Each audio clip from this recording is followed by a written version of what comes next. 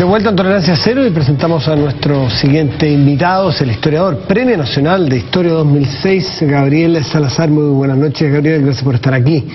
Buenas noches a todos. De las especialidades suyas tiene que ver con historiografía social y política de nuestro país y los movimientos sociales. Entiendo que está escribiendo justamente un libro sobre los movimientos sociales, no el de ahora necesariamente, sino que desde un tiempo podrá, me imagino, contener que a usted le parece que ha sido fundamental o ha marcado un hito, ya nos dirá. Vamos a ver la siguiente nota y volvemos aquí a la mesa, ¿le parece? Okay. Aquí, por favor.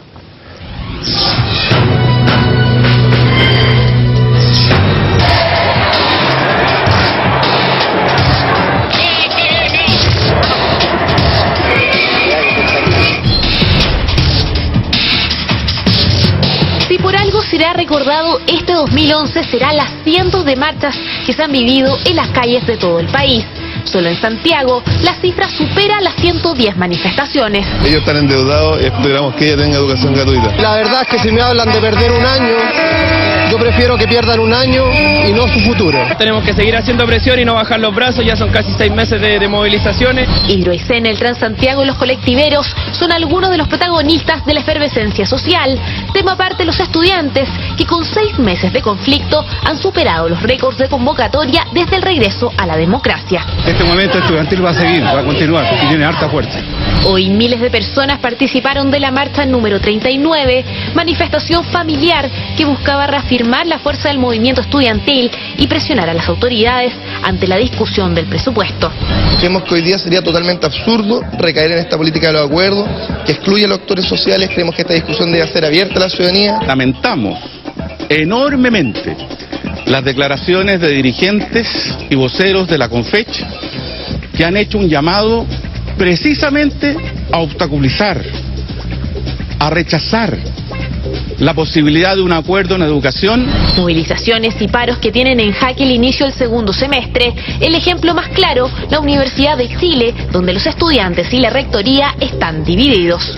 Debía a los estudiantes reevaluar a la brevedad su posición respecto de la reanudación de las actividades docentes por la importancia que ella representa para su propia formación y para la universidad.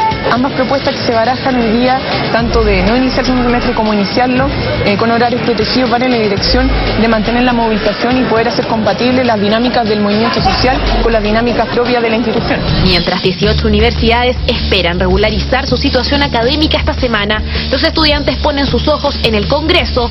El miércoles llegarán a Valparaíso no solo para marchar, sino también para interpelar a los parlamentarios por el presupuesto de educación.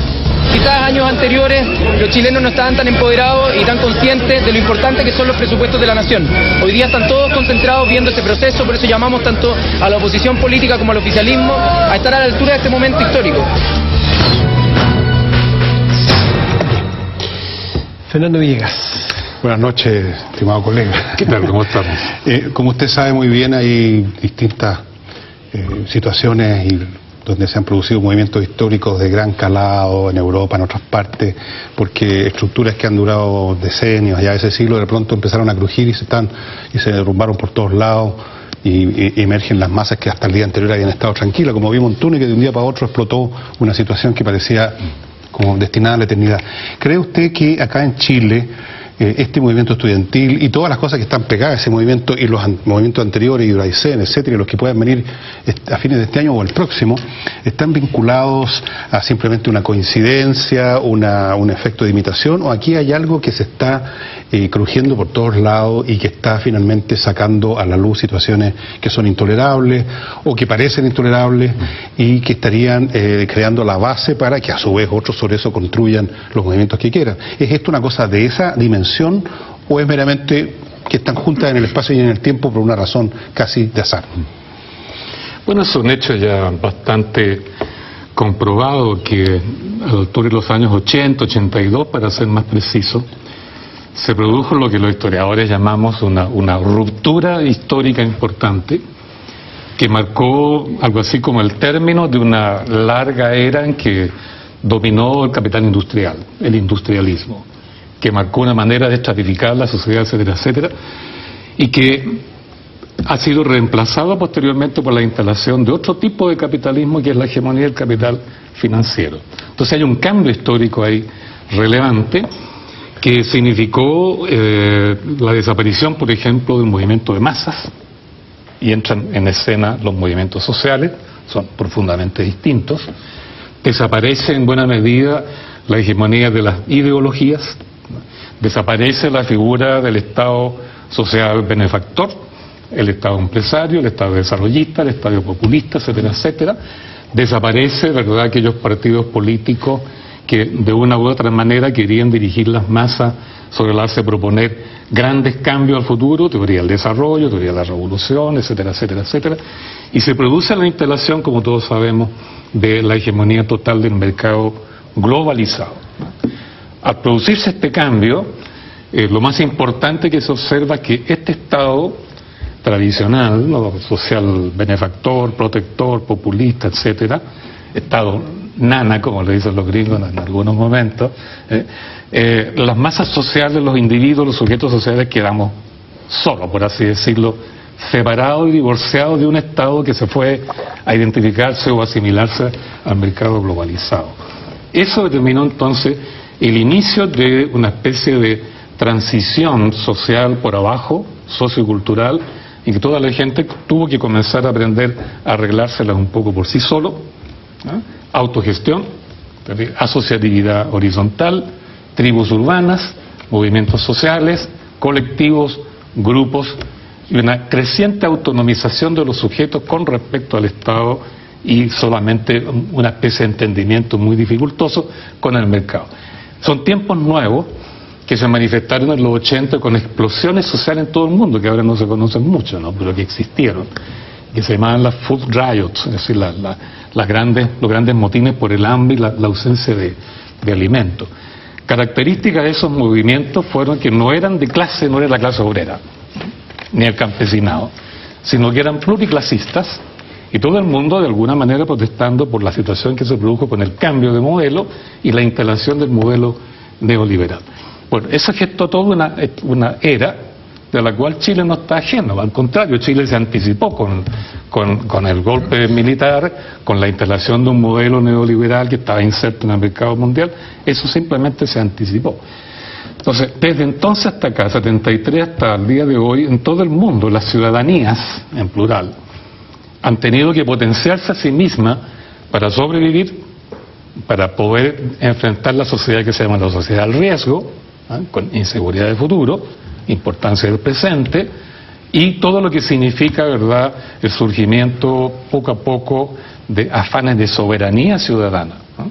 Entonces, eso se demoró mucho porque es un proceso lento. Los historiadores sabemos que hay movimientos sociales que no necesariamente va por la superficie de los acontecimientos, no sobre el espacio público, no siempre como movimiento de masa, sino que va por abajo, sobre la base de conversaciones de grupos, formación de redes, ¿no es cierto?, culturas más o menos underground, etcétera.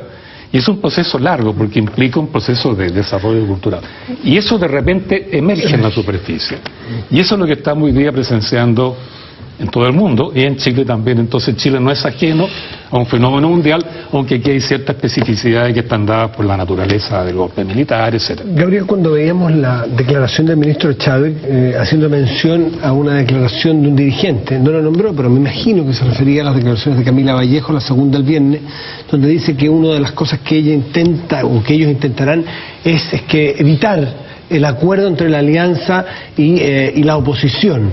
Y la verdad que esa es la fuerza política, básicamente, que opera en nuestro país. Entonces lo que está diciendo aquí, vamos a evitar que los políticos se pongan de acuerdo, que haya una negociación.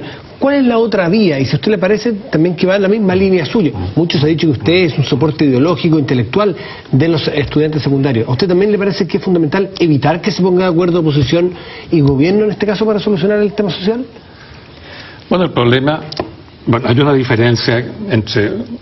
Todos ustedes son periodistas, ¿no es cierto?, de alguna manera, porque tú también eres sociólogo. Y el historiador, ¿no? Porque ustedes son todos expertos, maestros, en la situación del presente, la coyuntura, los acontecimientos, que dijo esto, que no lo dijo, ¿verdad? Toda esta situación que se da en el presente. Un historiador social también se preocupa de los problemas del presente, pero no lo ve solo en la cotidianeidad de los dimes y diretes o de los acontecimientos de corto plazo. Uno lo ve en función de procesos más largos. Entonces ve otras trascendencias y otras perspectivas. Entonces, claro, lo que dijo la Camila, trataremos de evitar que se pongan de acuerdo la oposición y el oficialismo en este punto. Claro, por un lado es una ingenuidad porque no va a poder evitarlo. Pero por otro lado, el problema de fondo que hay ahí es que cómo la ciudadanía, cómo los actores sociales, como se dice ahora, se expresan, participan en las decisiones públicas, tanto a nivel local, regional como nacional. Y ese es el problema de Chile. Porque en Chile llevamos 200 años que jamás ha habido mecanismos de participación ciudadana a nivel local, regional y nacional. Entonces, se ha generado por lo mismo, por la no participación ciudadana, se ha configurado allí una clase política, donde está la izquierda, el centro y la derecha, pero que las tres fuerzas, en definitiva, comparten el hecho de que todos son políticos dependientes de una constitución que nunca cambian ellos desde dentro. Aquí jamás se ha cambiado la constitución por la clase política, ¿no? Entonces, por eso la clase política se defiende en última instancia, se asocia. No me extraña que se vayan a asociar aquí porque se sienten arriesgados por un movimiento social. ¿Por qué le llama asociarse, llegar a acuerdos dentro del escenario que nos propone el país hoy día, que es la democracia, la participación ciudadana? El que no se inscribe no quiere participar, pero hoy día existen registros electorales abiertos, existe una democracia real o una democracia en la cual se puede participar. Entonces, es que votar no es participar. Bueno, votar no es participar. ¿Por qué no es participar cuando uno está eligiendo representantes? Porque depende del representante. Si el representante en definitiva se independiza, se convierte en díscolo, cambia de posición, no representa ninguna voluntad ciudadana real, no ejecuta el mandato que se le entrega y se convierte en clase política, ahí no hay representación. ¿Usted cree que actualmente no hay mecanismo de representación? El Congreso no representa a la ciudadanía? Absolutamente no. Está disociado completamente al voluntad de la ciudadanía. Lo dicen todas las encuestas. Y no es que yo lo piense, lo dicen todas las encuestas. Y encuestas organizadas por distintas organizaciones, ¿verdad? Desde la Diego Portales hasta el Mercurio, Opina Sociedad Anónima. Y todas dicen lo mismo. En términos de credibilidad y confiabilidad ciudadana, los políticos, la clase política, todos tienen menos de un 8% de confiabilidad. Una encuesta tras otra. ¿Qué significa eso? Que estamos viviendo una crisis de representación, que la ciudadanía no cree en la clase política. Y por eso es que está pidiendo cambios profundos y está buscando otras vías. No de la representación, no cree en los políticos. Entonces, no podemos pensar que hay una democracia pura y transparente. Si hay crisis de representación. Pura y perfecta. Pura y transparente, pero existe hoy día libertad para los movimientos sociales o para quien sea, para organizarse y expresarse en elecciones libres y democráticas, o eso no es una forma de participación si ellos quisieran. Esa puerta está abierta, ¿o no? Pero que te vuelvo a repetir, si tenemos una crisis de representación y de credibilidad, ¿qué importancia tiene elegir a este señor o a otro señor? ¿Te fijas? Por eso es que los movimientos sociales por algo existen. ¿Te fijas? Por algo existen. Y los movimientos sociales son movimientos que tienden a expresar su voluntad por sí mismos y expresar la soberanía ciudadana, porque en definitiva la soberanía no radica en los políticos, no radica en el Estado ni siquiera en la ley, radica en la ciudadanía todo el tiempo. ¿Quién la representa?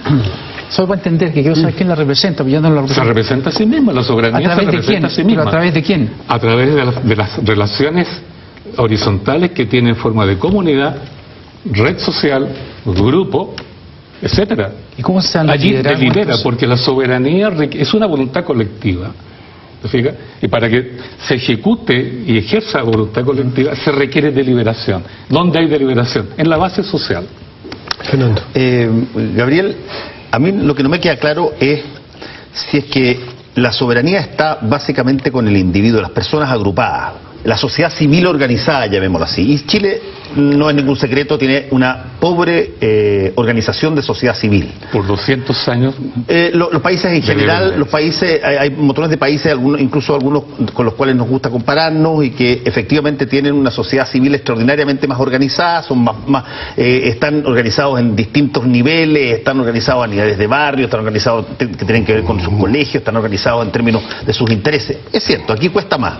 Pero se supone que, de alguna manera, Chile era un país que eso lo canalizaban, lo que se podría denominar sensibilidades, partidos políticos, instituciones políticas a las cuales las personas podían no adscribir en términos de militancia, pero eran personas a las cuales adscribían a la hora de que presentaban los representantes, entendiendo que el sistema binominal tiene un sesgo brutal en contra de que sea muy participativa la cosa, pero los partidos políticos tienen prácticamente la misma paupérrima imagen, y sin embargo ellos nacieron para otra cosa totalmente distinta, fueron generados por gente, fueron generados por las personas agrupándose. Entonces, ¿cómo se entiende que una cosa es que el sistema de representación tenga dificultades de sesgo para poder presentar a todos los que quieren, pero otra cosa distinta es que se abomine, además de lo que deben ser las instituciones naturales de representación de las personas a través de las sensibilidades políticas?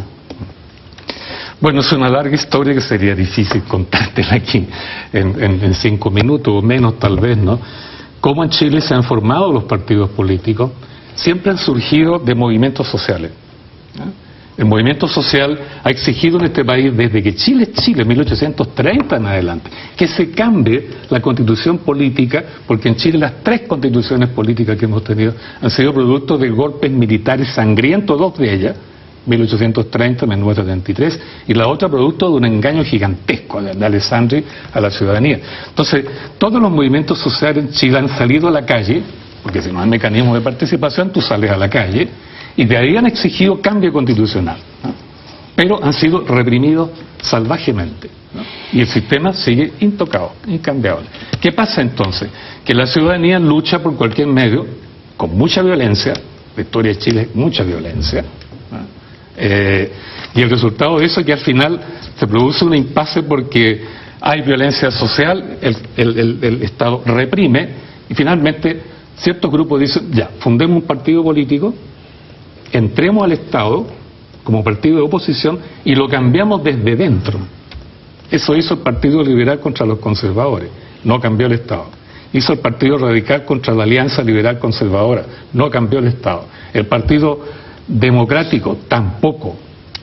Partido Comunista, después del 32, Partido Socialista, ninguno ha cambiado el Estado.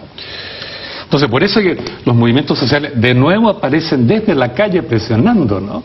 Por eso en la época del gobierno, incluso de Salvador Allende, que más legitimado los partidos políticos en esa época, como tú estabas diciendo, en la época de Frei, Montalva y Allende Gossens, estaban altamente legitimados los partidos y los políticos, pero aún así, como no se estaba produciendo desarrollo industrial, había estancamiento, como había una acumulación de 500.000 viviendas, o sea, se necesitaban 500.000 viviendas, como había una inflación promedio 40% anual, había descontento y se formó el poder popular. Bueno, Gabriel, por los mismos ejemplos que tú pones y por lo que uno ha leído un poco de historia, está claro que los movimientos una y otra vez que emergen como una especie de reacción ante esta situación de concentración del poder, que es como una ley, la ley de Mitchell, creo que fue el que estudió eso, que hasta los partidos se convierten en oligarquías políticas.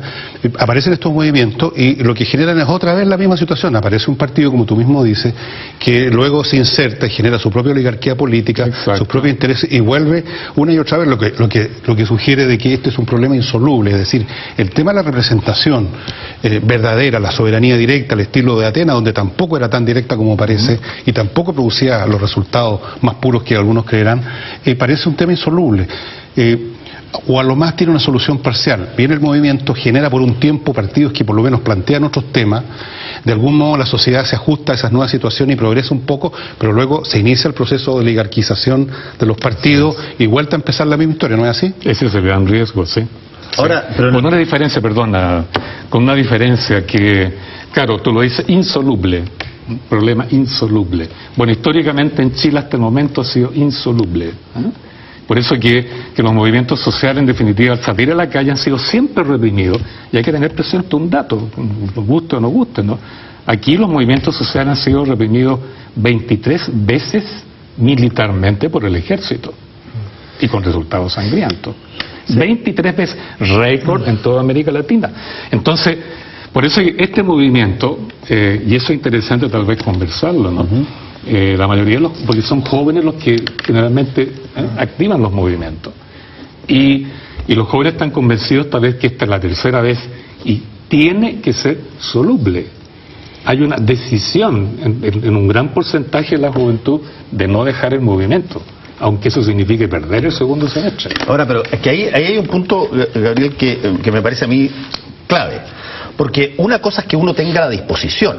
Los cabros pueden tener la disposición a no dejar el movimiento. Y otra cosa es que de pronto empiecen a notar que uno de sus activos más poderosos, que era la masividad, empieza a menguar, cosa que todavía no se ha producido en número, pero que podría eventualmente darse, y que simultáneamente otra de las cosas con las cuales pueden haber algunos que simpaticen, pero la gran mayoría no simpatiza, es la aparición de focos violentos, focos agresivos, focos de personas que eventualmente el movimiento es la excusa para salir a enfrentarse con carabineros. El fenómeno de los encapuchados no tiene nada que ver, salvo que, corrígeme si me equivoco, no tiene nada que ver con los fenómenos de violencia que habían en los 60 y los 70, donde yo me acuerdo haber visto en los 70, en la época del López, que los partidos políticos salían con sus brigadas adelante, y las brigadas eran explícitas.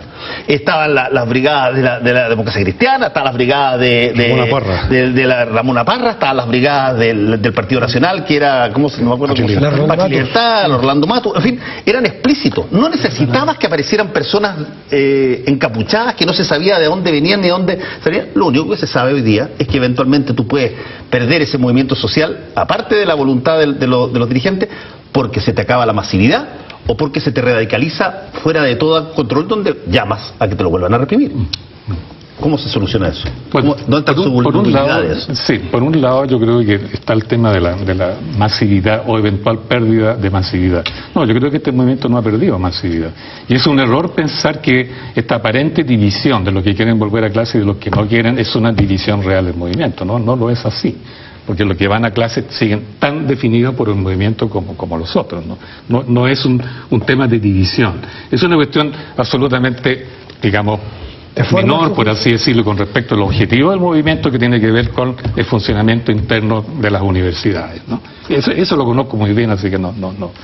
Lo otro que tiene que ver ya con los encapuchados famosos, que parece que muchos tienden, y desgraciadamente los periodistas caen en ese juego, a reducir a veces el análisis del movimiento al análisis de los encapuchados. Y lo que puede decir un historiador al respecto es que la violencia expresada de esa manera, tirando piedras, con violencia callejera, agarrándose con la policía, en Chile eso existe hace 200 años. Bueno, nada nuevo, absolutamente. Va cambiando de forma. Tal vez ahora el encapuchado, ¿verdad?, y el Molotov viene de la experiencia que quería la lucha contra Pinochet, ¿no? Todas las 22 jornadas de protesta contra Pinochet, donde era legítimo para mucha gente agarrarse, ¿no es cierto?, con violencia, con las tropas de Pinochet, era legítimo, se adquirieron prácticas allí de pelea callejera y había que ponerse la capucha. Y todos los sociólogos saben, los historiadores sabemos, que las prácticas de lucha en los movimientos sociales y en los movimientos de masa se rutinizan, se convierten en ritos, liturgias, mecánicas.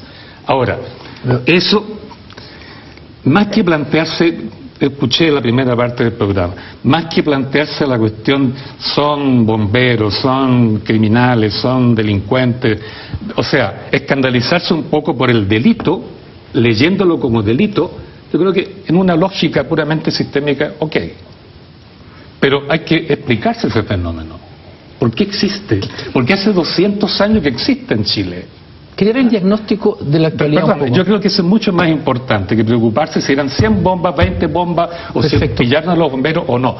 Hay que explicarse por qué esta sociedad arrastra por 200 años la actitud de gente que, desesperada por no poder participar soberanamente y ciudadanamente en el sistema, tiene que actuar a la desesperada tirando piedras a cualquier persona que se le presente. A eso es lo que yo iba, porque como todas estas cosas, hay un tema de diagnóstico, y ahí hay que ver qué tipo de diagnóstico tiene cada uno. El suyo está bastante claro.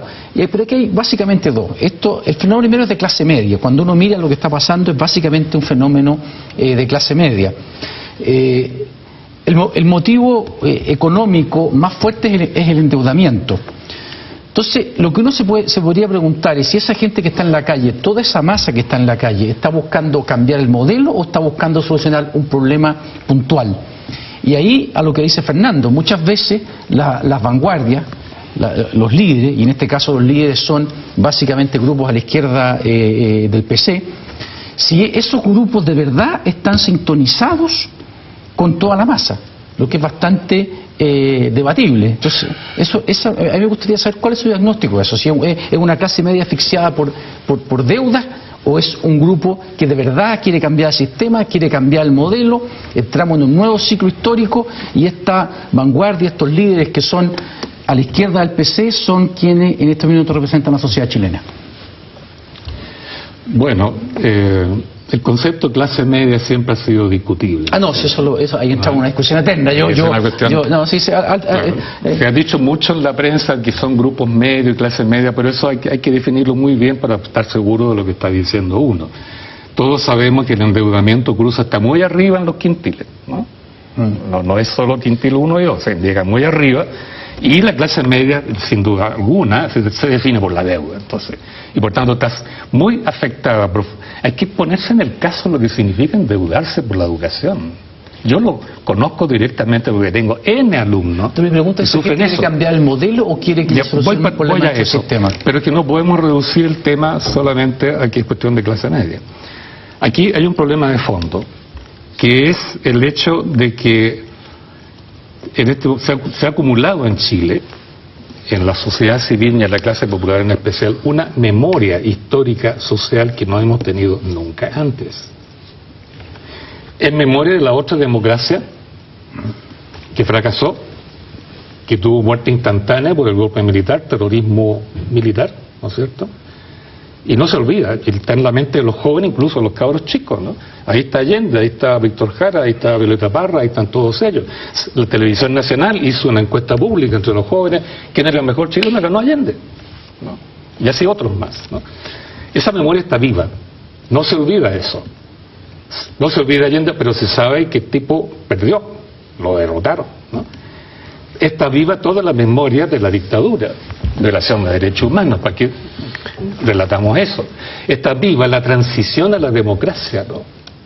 Que implica, en el fondo, ¿verdad? Ahí viene el aburrimiento con los políticos. Ahí los políticos demostraron que son más leales a la Constitución que a la clase popular, o que a la sociedad civil, o que a la ciudadanía.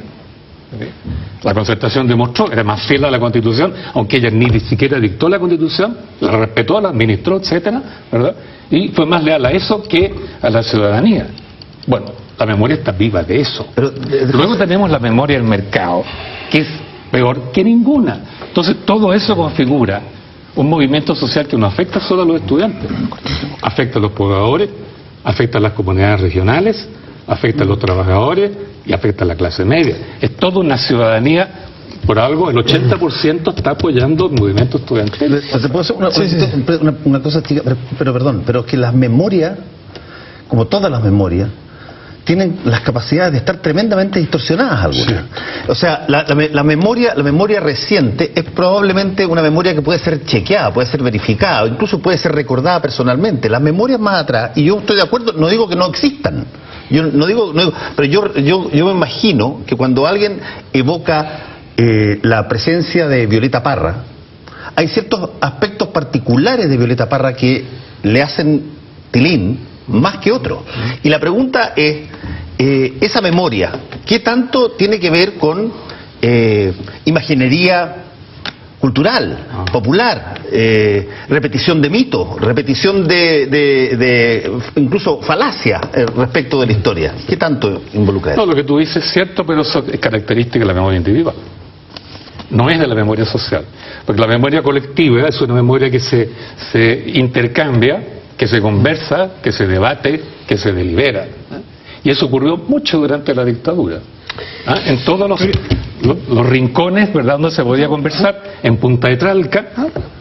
Entonces ahí se afirmó un pensamiento colectivo sobre el pasado, sobre el presente y un diagnóstico. Por eso es que se desarrolló enormemente la comunicación oral, no la escrita. Gabriel, respecto al que hoy día, y termino el tiro, que hoy día, a través de todos estos nuevos medios de comunicación electrónicos, se ha facilitado aún más. Gabriel, el movimiento estudiantil ha sido tremendamente eficaz en poner el tema sobre la mesa. Tiene un crítico transversal de que las soluciones hay que cambiarla desde el punto de vista de la educación. el diagnóstico está claro, ok, y ellos son los grandes actores y los grandes protagonistas, pero necesariamente ellos tienen la razón en qué hay que hacer después de que el diagnóstico lo acordamos entre todos. Es decir, porque voy a poner nombres propios, aunque sea injusto, Camila Vallejo y Giorgio Jackson, que han sido las caras, porque ellos nos han puesto la preocupación sobre la mesa y lo acordamos. Son las soluciones propuestas por ellos las que debemos acordar. Y entonces, el todo o nada, tenemos que decir o nos hacen caso en todo lo que nosotros queremos, o seguimos tomados, o seguimos paralizados, o más bien debemos agradecer lo que han producido y después la sociedad política o la sociedad en general empieza a debatir, pero todas las ideas, no solo las de ellos, porque a mí me parece que ahí hay una diferencia importante. Que lo que tú llamas la idea de ellos, bueno, olvida los nombres personales. Sí, yo sé. Es un fenómeno mucho más colectivo. Sí, yo sé. La idea de ellos son compartidas por el 80% de los chilenos. Aquí hay una voluntad colectiva soberana sobre los temas de fondo. Ahora, lo que sí yo reconozco... ¿Cómo puede ser usted que el 80% está claro, es el del contenido y no del envase en el que estamos probablemente el 100% de acuerdo, que hay que hacer cambios muy profundos? Sí, sí. No, de acuerdo, pero este 80% está diciendo lo que no quiere, ¿no es cierto? No a la mercantilización de la educación, no, ¿cómo está la cosa? No al lucro, ¿verdad? En salud, las cuestiones que son básicas en la convivencia humana. Tú no puedes mercantilizar eso. Entonces ahí el rechazo. Lo que no está claro, y ahí sí estoy de acuerdo contigo, es la propuesta. La propuesta alternativa. A eso quería ir... Porque es un punto capital que no está definitivamente... Debe ser la de todos, no la de ellos solamente. Fernando te mencionó un punto que yo también quería hacer. ¿Vamos a hacer un corte? ¿Volvemos contigo? Porque necesitamos hacer un corte. Vuelves tú, Fernando. Pero encantado. Disculpe, Gabriel. Volvemos con Gabriel Salazar, aquí en Tolerancia Cero. Lo de las memorias que